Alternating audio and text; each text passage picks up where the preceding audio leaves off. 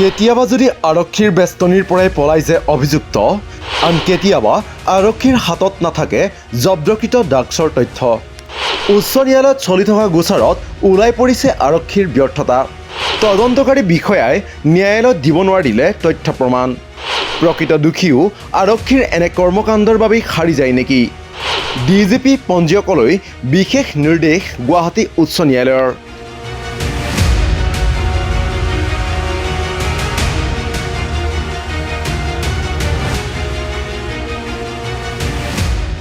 যেন ইটোৰ পাছত সিটো ব্যৰ্থতা বা দায়িত্বজ্ঞানহীনতাৰ পৰিচায়ক হৈ পৰিছে অসম আৰক্ষী। এই কথা ন্যায়ালয়ৰ নিৰ্দেশ বা ৰায়বোৰতেই প্ৰমাণ হৈ পৰিছে। কেতিয়াবা যদি অসম আৰক্ষীয়ে আটক কৰা অভিযুক্তই হেণ্ডকাফ লগাই থোৱা অৱস্থাতেই পলাই যাবলৈ সক্ষম হয়, আন কেতিয়াবা আকৌ আৰক্ষীৰ হাতৰ পৰাই হেৰাই গৈছে জব্দকৃত আপত্তিজনক সামগ্ৰী। শেহতীয়াকৈ পুনৰবাৰ পোহৰলৈ আহিছে স্মাৰ্ট অসম আৰক্ষীৰ এনে ফোঁপোলা স্বৰূপ।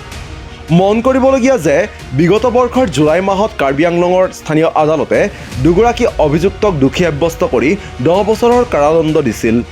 এই ৰায়ৰ বিৰুদ্ধে উচ্চ ন্যায়ালয়ৰ কাষ চাপিছিল ভুক্তভোগীৰ পৰিয়ালে।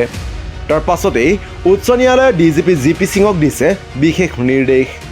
দ্য আছাম ট্ৰিবিউনৰ বাতৰি অনুসৰি 2022 চনৰ মে' মাহত 152টা হিৰ'ইন বক্স জব্দ কৰিছিল অসম আৰক্ষীয়ে। কিন্তু আশ্চৰ্যকৰভাৱে জব্দকৃত হিৰ'ইনখিনিৰ বিষয়ে অৱগত নহয় বা কোনো তথ্য নাই তদন্তকাৰী বিষয়াৰ হাতত। উল্লেখ্য যে ড্ৰাগছ সৰবৰাহ কৰা গোচৰত দুজনক গ্ৰেপ্তাৰ কৰাৰ পাছতেই দণ্ডাধীশে ভাৰপ্ৰাপ্ত আৰক্ষী বিষয়াক দিছিল এক নিৰ্দেশ।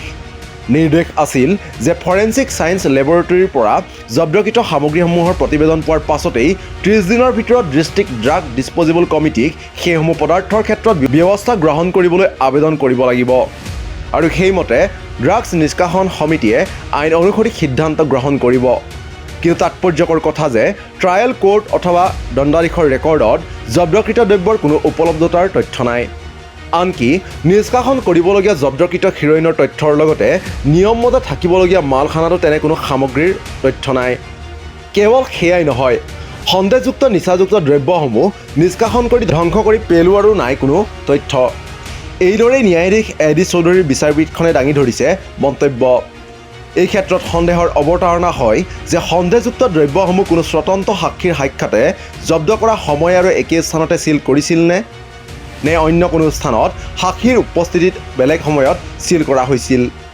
ইয়াৰ পাছতেই গোচৰটোত নিচাযুক্ত দ্ৰব্য নিষ্কাশন সন্দৰ্ভত কাৰ্বি আংলঙৰ জিলা আৰু সত্ৰ ন্যায়াধীশৰ লগতে জিলা ড্ৰাগছ নিষ্কাশন সমিতিৰ পৰাও প্ৰতিবেদন বিচাৰিবলৈ পঞ্জীয়কক নিৰ্দেশ দিয়ে বিচাৰপীঠখনে। এই ক্ষেত্ৰত NDPS আইনৰ 42 ধাৰাৰ অমান্য কৰাৰ লগতে একে নিয়মৰ 52 ধাৰাৰ 1 নম্বৰ অনুসূচীৰ ভংগ কৰি সংগ্ৰহ কৰা তথ্য প্ৰমাণ সুনিশ্চিত কৰাৰ নিয়মো ভংগ কৰিছে বুলি ন্যায়ালয়ত ধৰা পৰিছে। প্ৰশ্ন হয়, আৰক্ষীয়ে যদি জব্দই কৰা নাছিল আজি প্ৰায় এবছৰ দিনে কেনেকৈ জেলত সুমুৱাই ৰাখিলে অভিযুক্তক? আৰু যদি তথ্য প্ৰমাণ আছিলেই কিয় গুৱাহাটী উচ্চ ন্যায়ালয়ত প্ৰমাণ কৰিব নোৱাৰিলে সেই তথ্যসমূহ? অভিযুক্তই আৰক্ষীৰ বেষ্টনীৰ পৰা পলোৱাৰ বাবেই এনকাউণ্টাৰ কৰি নিজৰ শক্তি প্ৰদৰ্শন কৰা অসম আৰক্ষীয়ে কিয় এইদৰে ন্যায়ালয়ত খাব লগা হৈছে মুখ ঠেকেচা? আৰক্ষীৰ এনে কৰ্মকাণ্ডৰ বাবেই সাৰি যায় নেকি প্ৰকৃত দোষীও, অথবা নিৰপৰাধীও বিনা কাৰণত জেল খাটিবলগীয়া হয় নেকি? এইবোৰ প্ৰশ্নই এতিয়া বিশেষভাৱে উত্থাপন হৈছে।